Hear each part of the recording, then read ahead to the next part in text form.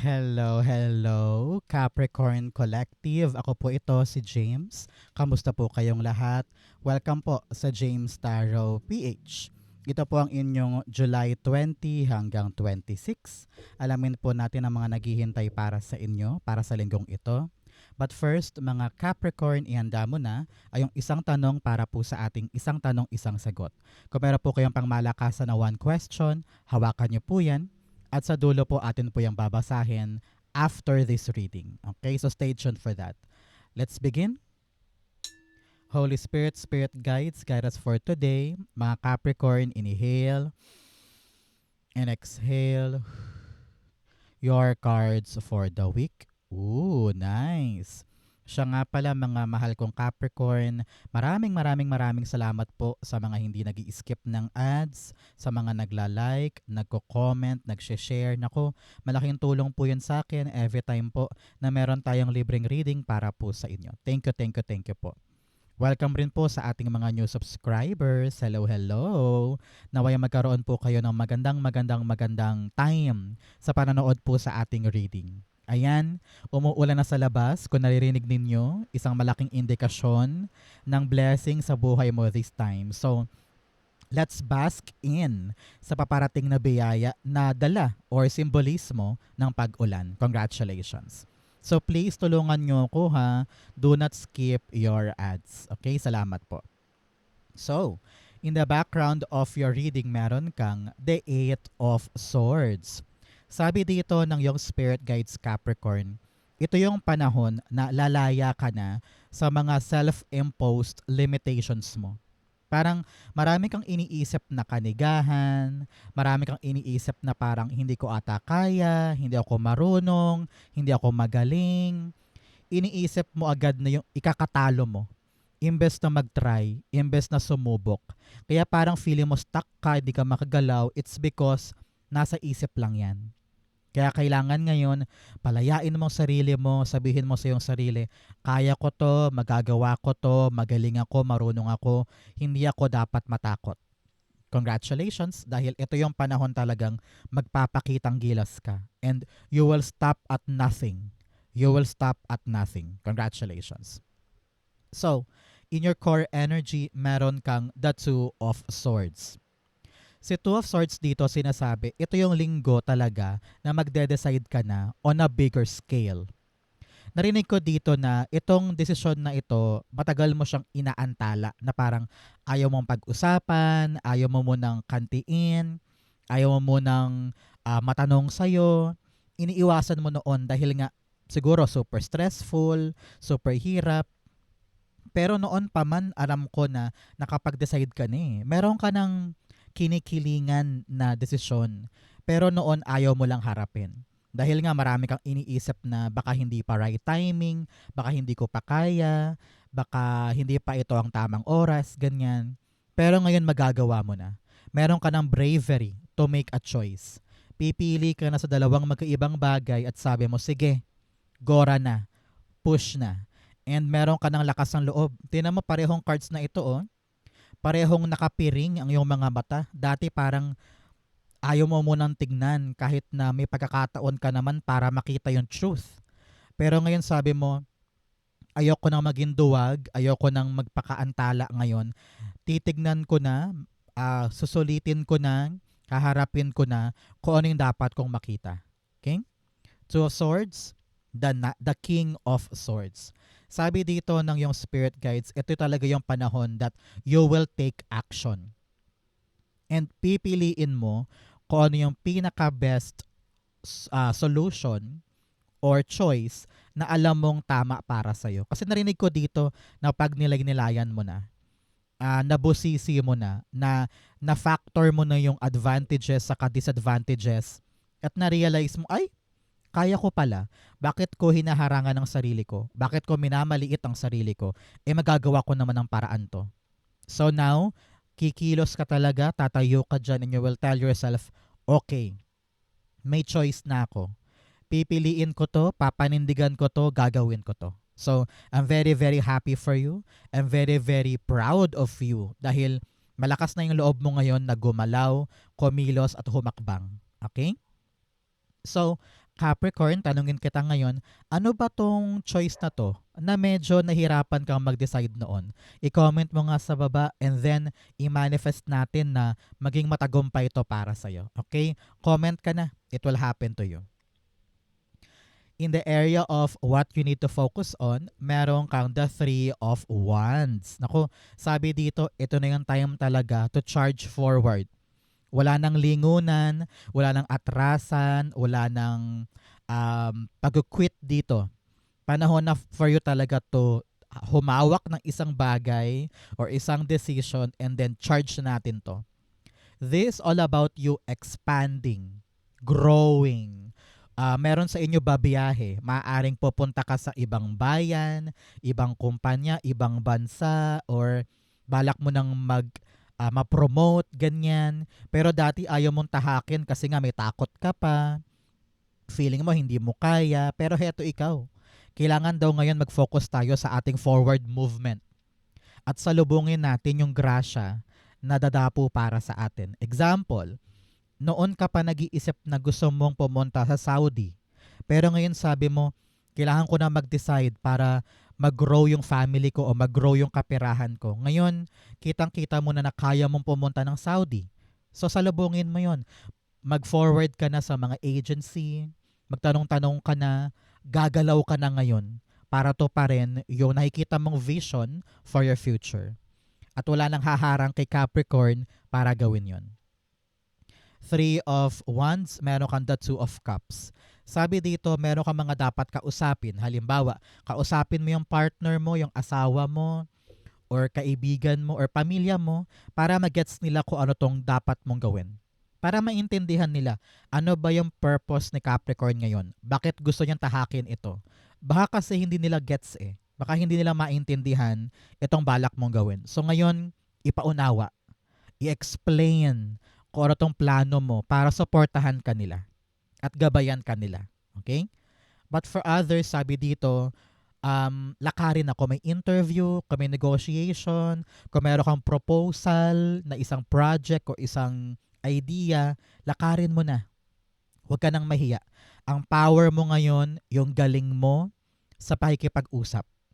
Yung galing mo sa paglapit or pag-persuade sa mga taong yan. Yun ang magnet mo. Yun ang alas mo, kumbaga, para madiretso to. Kaya now is the right time for you to really charge forward and begin to really see yung mga dapat mong gawin. Okay? Importante yan.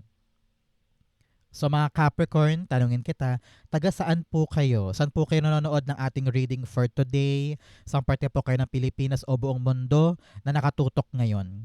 Para po malaman ko kung saan nakakaabot itong mga Capricorn readings natin. Comment down below. In the area of what you need, meron kang the Four of Swords. Ang kailangan mo ngayon, tiwala. Tiwala. Magdasal ka lang. Okay, alam ko na malaking desisyon ito at medyo nakakatakot, nakakakaba, at ngayon ka palang kakawala sa iyong comfort zone, sa iyong shell. Kaya sinasabihan ka talaga na this is the time that you will pray. Okay, kung ano man po ang religion ninyo, pasok po kayong lahat dito, included kayong lahat dito.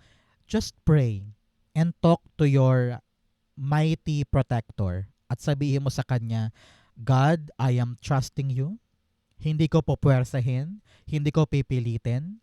Gagawin ko lang talaga yung tawag ng damdamin ko. I will charge forward to really align myself sa aking destiny, sa iyong destiny, para ma-align ang sarili mo sa dapat mo talagang tahakin ngayon. And sabi mo, just lead me. Lead me to where I need to be. Okay? So ngayon, while we're talking, palakasin mo ang iyong spiritual na pananalig because that will lead you to the right door or to the right journey. Okay? Sabi dito, meron kang pinagdasal, meron kang hiniling, at makakaasa ka na napakinggan yung dasal mo. Okay? The Four of Swords, the Knight of Cups. Si Knight of Cups dito, sinasabi ng yung spirit guides, kung ano man tong tatahakin mo na malapit sa puso mo, na sabi mo, God, ito yung gusto ko eh. Ito yung lalakarin ko. Gabayan mo naman ako. no? Naghihintay ako ng offer, naghihintay ako ng pagkakataon, naghihintay ako ng chance. Handa ko naman po tong lakarin eh. Handa ko naman po tong pagtiyagaan. Pero bigyan mo ko ng kapayapaan sa puso ko. Bigyan mo ko ng clarity, confidence, and trust na magagawa ko to. No? Kaya kailangan ngayong linggong ito, Capricorn, manalig, magtiwala, and then isa puso. Kapag passionate ka dyan, kapag nandyan yung amor mo, ipaglaban mo. Okay? Good for you. In the area of what's affecting your current energy, meron kang the Star card. Star card is all about you having faith in your dreams. May pangarap ka eh. Meron kang gustong maabot. At ngayon, nanunumbalik na yung pag-asa na yun na parang, sige, kukunin ko na. Sige, aabutin ko na. Kung kailangan ko mag-decide ngayon, kung kailangan ko mamili at mag-sacrifice ngayon, gagawin ko para lang maabot to. Ngayon, palaban na palaban ka talaga. Sabi mo, I will not let anyone stop me from doing this. Nandito ang mata mo, nandito ang amor mo, nandito ang pananalig mo, kaya aabutin mo siya. Pero ngayon, sabi nga, kailangan mo munang tahakin to. Daanan mo muna tong isang malaking choice na kailangan mong harapin ngayon. Halimbawa, pangarap mo ay makabili ng bahay. Malaking pangarap yan. Pero ngayon, sabi mo, para makuha ko to, kailangan ko muna mag-decide. Lilipat ba ako ng work? Tatanggapin ko na ba yung offer sa akin papuntang Canada or Dubai? That choice ang magpapalapit sa'yo sa goal mo na ito. Kaya ngayon pa lang, while we're talking, you need to evaluate, Capricorn. Yung bang pangarap ko ay abot kamay? Kasi kung yes, ano yung mga choices na kailangan kong piliin para makatuloy ako dito? Okay? Star card, the Ace of Pentacles. Yes, meron kang isang new chance, new opportunity, new blessing na magpapalapit sa iyo sa goal mo. Example, yun nga, ituloy natin yung example na yun na gusto mo na magkaroon ng bahay. Ang dumating sa yung opportunity, magtrabaho sa Dubai. So muhala, parang makaipon ako dun ah. Iiwanan ko ba tong lumang trabaho ko at tatanggapin ko tong Dubai? Or mag-play safe na naman ako, iisipin ko hindi ko ata kaya dun, nakaka-homesick ata dun, ayoko na. Pero ngayon sabi mo, hindi, maganda tong opportunity na ito, baka ito na yung magtutulay sa akin sa pangarap ko. So ngayon, you will decide, sabi mo, sige, pupunta na ako sa Dubai, papanindigan ko to, gagawin ko yung tama, mag-research ako, a-actionan ko to, yayakapin ko yung Dubai para matupad yung goal ko. Parang ganon, no? So, isa-isip mo yan ngayon para makaresonate ka sa kinakaharap mo. And here, in your near future, meron kang the Lovers card. Si Lovers all about really living that dream life. Kitang-kita ko dito na you will tell yourself, ay, buti na lang pinili ko yon. Ay, buti na lang talaga nilaksan ko yung loob ko. I have decided na tahakin tong landas na to. Ito ka oh. Love na love mo yung ginagawa mo ngayon. Kung ano man yan in the near future, you are loving that. Maliwanag na maliwanag sa'yo na tama yung pinili ko. Tama yung pagkatapang ko noon. And you are now appreciating at iniingatan mo tong bagay na ito. Congratulations. Narinig ko yung word na buti na lang. Parang gano'n eh. Buti na lang tinapangan ko. Buti na lang ginawa ko. Buti na lang namili na ako. At kung mawala ka sa comfort zone mo. Dito, litong-lito ka, naliligaw ka, nakatali ka, hindi ka makagalaw, pero heto ka oh. Talagang you are enjoying the prosperity, you're enjoying the fruit of your choice. So congratulations. Lovers, the Fool card. Yes, talagang bagong buhay, bagong lugar, bagong tatahaking pagkakataon. Nagsimula lang yan sa isang choice. At heto ka na, hinahakbangan mo na, namili ka na, nag-decide ka na, at pinapanindigan mo na itong bagong tatahakin na ito. Kung meron po sa inyo babiyahe, nako, this is really a good sign for you. Napakalinaw na tatahakin mo yung bagong lugar at mamahalin mo yan. It will be passionate for you at magbubunga ito ng maganda para sa'yo. Congratulations. Kaya tinatawag ka talaga Capricorn na kapag nakapag-decide, panindigan, kapitan, yakapin, para sulit yung mga isusugal mo ngayon. Congrats po.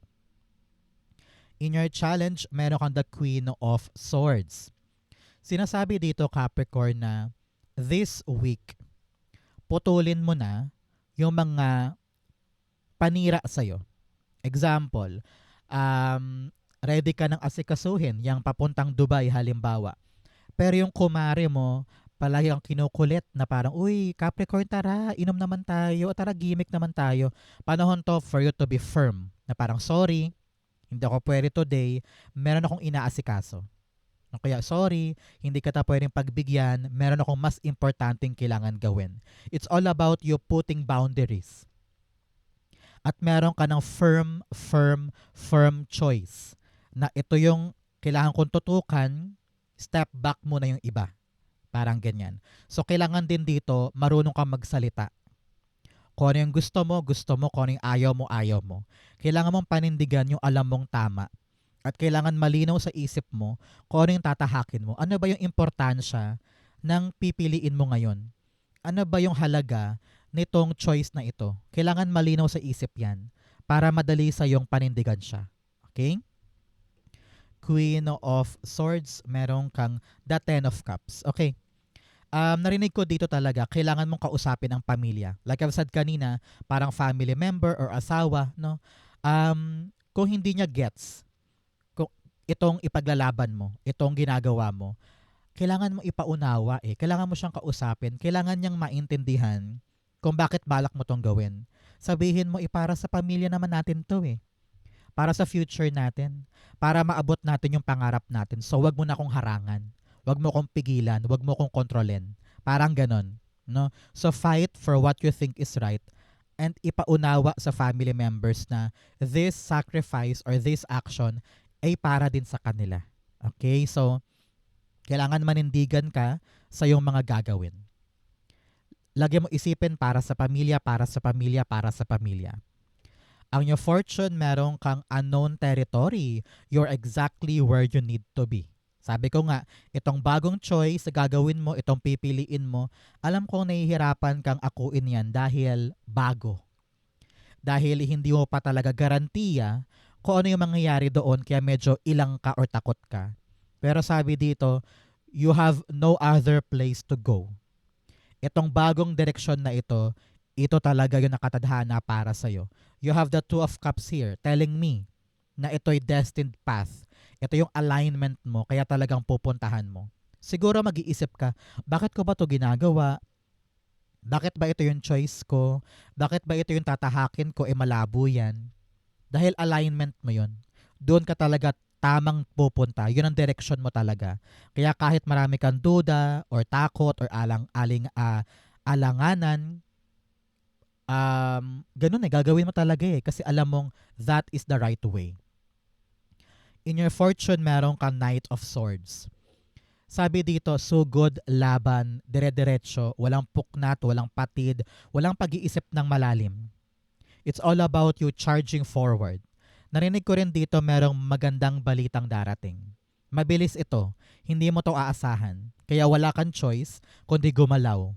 Wala kang choice kundi kumawala sa comfort zone mo sa pagdating ng balitang ito. Mabilis ito mabilis. At hindi ka niya hihintayin na mag-decide. Parang kapag nandyan na, sugod agad, laban agad. Example, nasa bahay ka ngayon, nanonood ka ng TV, biglang tumawag yung pinsan mo, sabi niya, uy Capricorn, may opening sa mall na to, bilis, hanggang 3 p.m. lang sila. So parang ikaw, hala, hindi pa ako ready, hindi ako marunong, hindi ko alam kung anong gagawin ko. Pero alam mong dapat nang isugod kasi chance yun eh. Opportunity yun, di ba? So ikaw parang sabi mo, sige, larga na, tayo na, puntahan natin. Parang ganyan. You will not let that opportunity run away. Parang ganon. Knight of Swords, the Five of Wands. Ngayon, ready ka talagang sumuong sa gyera kahit parang feeling mo hindi ka handa. Pero sapat na yung fighting spirit mo, sapat na yung energy mo para tumapat dito.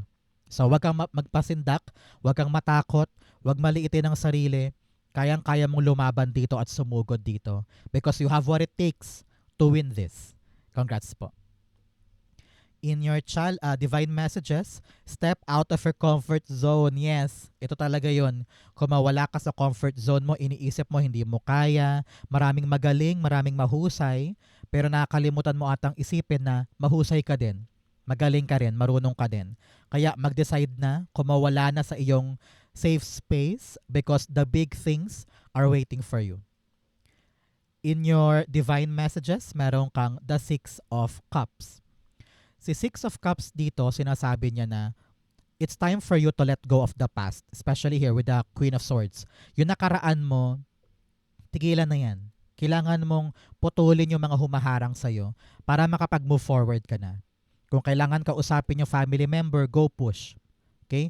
Here, kung kailangan din makipagbati, makipag-ayos, or plansyahin yung mga dapat plansyahin para wala ng remnants, para wala ng nakabinbin, nahaharang sa'yo potentially. Di ba? Narinig ko rin dito na panahon to para i-heal, paghilumin ang inner child mo. Kung ano yung nangyari sa past, forgive, forget, move forward. Kasi hinihintay ka talaga ng future mo. Kaya kung nakatali ka pa rin sa past, mahihirapan kang habulin or hawakan yung para sa future. So tanungin kita ngayon, ano ba yung mga pang-nakaraan na sabi mo, sige, let go ko na nga yan. Yan pala yung pumipigil sa akin, bitawan ko na. King? The Six of Cups, the End card. Yes, dapat talagang putulin na, itapusin na, mag-transform ka na. Alam mo naman yan Capricorn Kaya nga sinasabihan ka talaga na mag-choose na mag-decide na It's because hanggat kinakapitan mo yung dapat putulin, lalong na-stretch. Parang goma. Lalong na-stretch, stretch. At pag yan talagang napuno ka na, pag binitawan mo yan, masakit yan, di ba? So let go.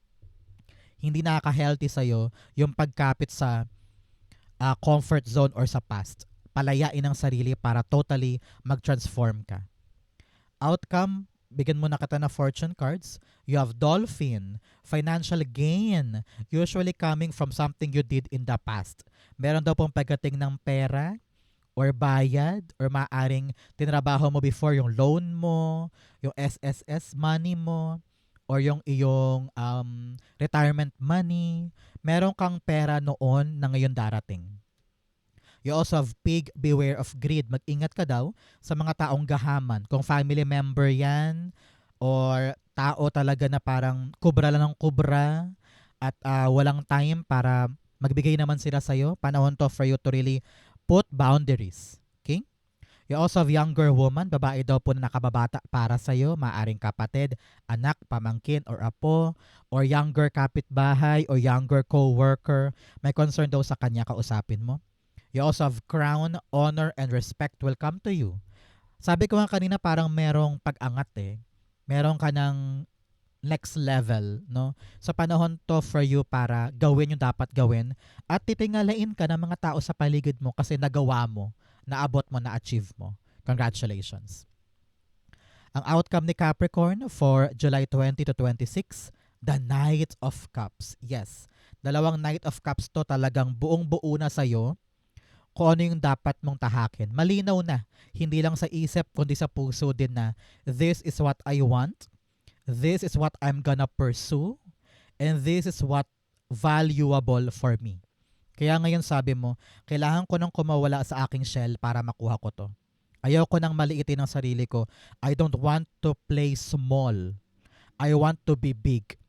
Kaya ngayon ready kang ibigay yung serbisyo mo, ready ka nang puntahan yun, ready ka nang tahakin yun. Kaya darating din naman sa'yo yung offer pabalik. Congratulations. Knight of Cups, the Five of Pentacles. Sinasabihan ka dito na ngayon, magpakatapang ka. Kung ano man tong kahinaan mo na iniisip mo, nako, itaboy mo yan. Itapon mo yan sa bintana. And learn to trust yourself na magaling ako, mahusay ako, kaya ko to. Kung saan ka magaling, yun ang power mo para makuha mo tong ninanais mo. Example, ang nais mo ay matanggap sa isang call center. Hindi ka naman magaling mag-English. Hindi ka naman magaling makipag-communicate. Pero sabi mo, ay, madali naman ako matuto. Kaya kung ano man yung training doon, gagawin ko. Magaling naman ako makisama. Magiling akong makibagay. So, maaring power mo yun para makuha mo tong gusto mo. Kung saan ka magaling, kung saan ka mahusay, yan ang alas mo para makuha mo yan. Okay? Ganyan yan kasimple para sa'yo. So Capricorn, dako na tayo sa yung isang tanong, isang sagot. May question ka ba dyan? Isipin mo na ngayon, mabilisan lang to. Inhale, tumilapon. Exhale, the answer to your question. The Nine of Swords, the Page of Swords, and the King of Swords. Beautiful. At the bottom, meron kang the Ten of Pentacles. Sabi dito ng yung spirit guides, you are thinking of a long-term thing. Pangmatagalan, permanente, sigurado, long-lasting.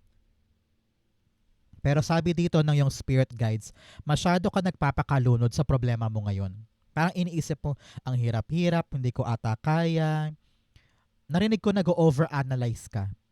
Siguro dahil masyado tong pressure, masyado yung pressure nito, masyadong malaki, masyadong magarbo, masyadong mataas, parang meron kang imposter syndrome kung kaya ko bang abutin, kaya ko bang kunin. Pero sabi dito, mag-research ka lang eh. No? Pag-aralan mo siya. Hindi pwedeng makukontento ka lang sa mga takot na yan. You have your way to know everything. Para magkaroon ka ng payapa na, ay, kaya ko pala naman. Madali lang pala. Nabasa ko eh. Na-figure out ko kung paano eh. Ni-research ko sa YouTube eh. So, kung ano man yung kinakatakot mo sa bagay na to, kayang-kaya mong aralin yan. And you are strong enough. You are smart enough to see kung ano yung dapat mong action dito. So, be brave, be strategic, tumayo ka, lumaban ka dyan, kayang-kaya mo tong gawin. Okay? Sabi dito, kaya namang pag-aralan yan along the way eh. So, bakit mo binuburo ang sarili mo sa labis-labis na mga takot at pag-aalala? Nag-over-stress ka, nag-over-anxiety ka na. Kaya sabi dito, kung talagang nais mo yan, ipaglaban at gawin mo yung part mo.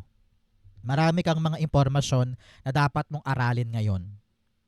And there, you need to be,